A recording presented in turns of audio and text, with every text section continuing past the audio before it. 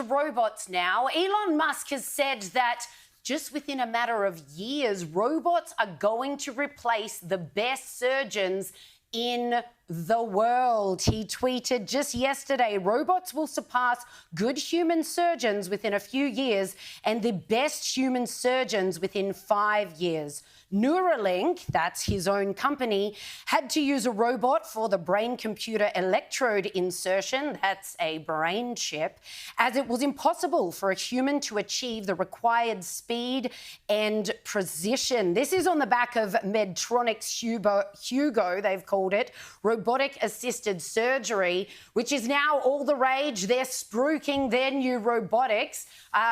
This picture of the mock-up of what they're actually doing with the robot isn't very reassuring, but they do tell us it is now performed over 137 live on real people surgeries without a hitch. And when you look at this next video and the precision in which these robots can make incisions and make stitches and do all the fine, finicky things surgeons do, you wonder if they're right.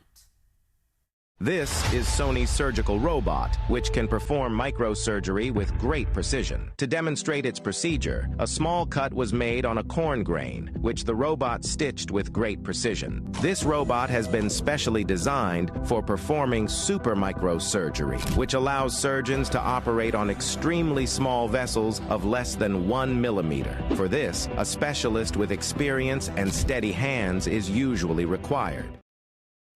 Imagine being a surgeon in training at the moment. That's 11 to 13 years of training here in Australia that you've undergone to finally work on live patients and do whatever they need done. And you've just learned, within 5 years, mate, you're going to be redundant. Joe, how would you take it? Well, look, I've got a lot of concerns with this. Thank you very much for raising it, Liz, because this is a sort of brave new world we're facing, and other mainstream media outlets simply do not give it the attention it deserves. Firstly, if we could go back to Elon Musk's original tweet, the graphic that we showed you right up the top of the show, Elon Musk says, robots will surpass good human surgeons within a few years and the best human surgeons within 5 years. Shouldn't we be replacing the worst human surgeons? What are we doing replacing the best ones? They're the best. We should be starting with the bad ones.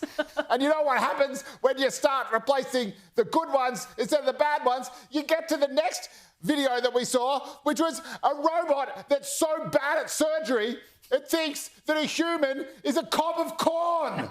They're very different. One's a human being and the other's corn. And the robot can't even tell the difference and sitting there trying to stitch up the corn. The corn's fine. Anyway, thankfully, we also caught a glimpse of just how this technology could be applied. In fact, yeah, we did. As you know, I always do my research, and I've actually found video evidence of this surgery being applied not to a cob of corn, but to a real, live human being. This is the facts, people. This is what you won't see elsewhere.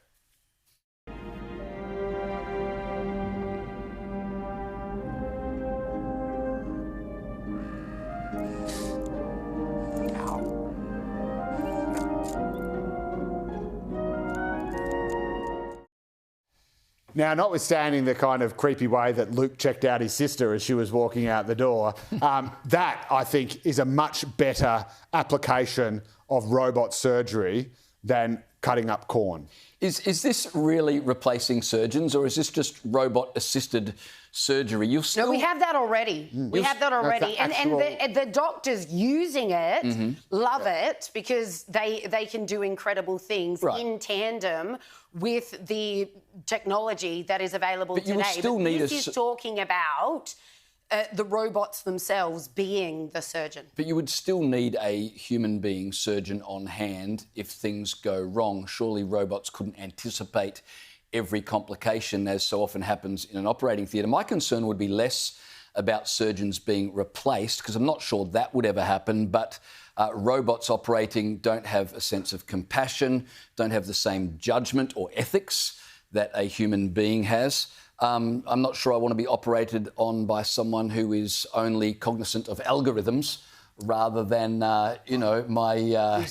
This is human welfare. This is the thing that always just blows my mind, because what happens is not so much the robots who are doing the actual surgery, but what happens if AI gets to the point. So, you know, Isaac Asimov has got his first law of robotics, which is that you can do no harm to humans or whatever. But what if you had an AI that was told, right, your number one priority, no matter what, is to save human life. It's to save the human race. How long would it be before that robot says, right, we are so overpopulated that the planet is going to use up all its resources, and it turns into Thanos from the Marvel movies? Or indeed, you know, what happens if a robot surgeon has someone and decides that actually its quality of life after the surgery would be so poor, they would be better off dead. And, right. the robot just... And again, this is not a decision that the robot surgeon would make in the operating theatre. And by the way, do you know they can stitch up blood vessels that are 0.5 millimetre? I mean, that's amazing. Even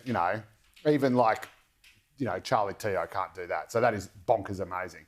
But again, what if you have robots just making all these... You kind of... I don't know. There's something really terrifying the split-second about decisions extremely that rational made decisions in operating theatre, especially if it's an emergency operation, that you want a human being making those decisions, not a pre-programmed computer. But what you're saying, Joe, is that ultimately they'll be far more utilitarian. That's right. Yes. Ultimately, there'll be a robot... this person's a burden, and That's therefore... Right. Or the robot will say, I know how many people I have, I am like Deep Thought or like Hal in 2001 or whatever.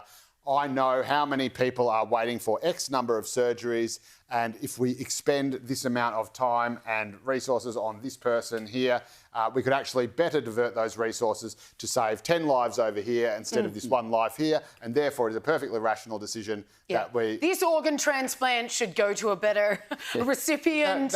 I'm not performing. So that's exactly right. Or it's something, I'm operating on a 70-year-old and their heart, and I've just become aware that there is a 12-year-old who suddenly needs a heart transplant, and they would have 70 more years than the years I'm giving this person. Therefore, I'm saving more life if I cease operating, pick up the heart and bung it in the new kid. So the That's medical ethics.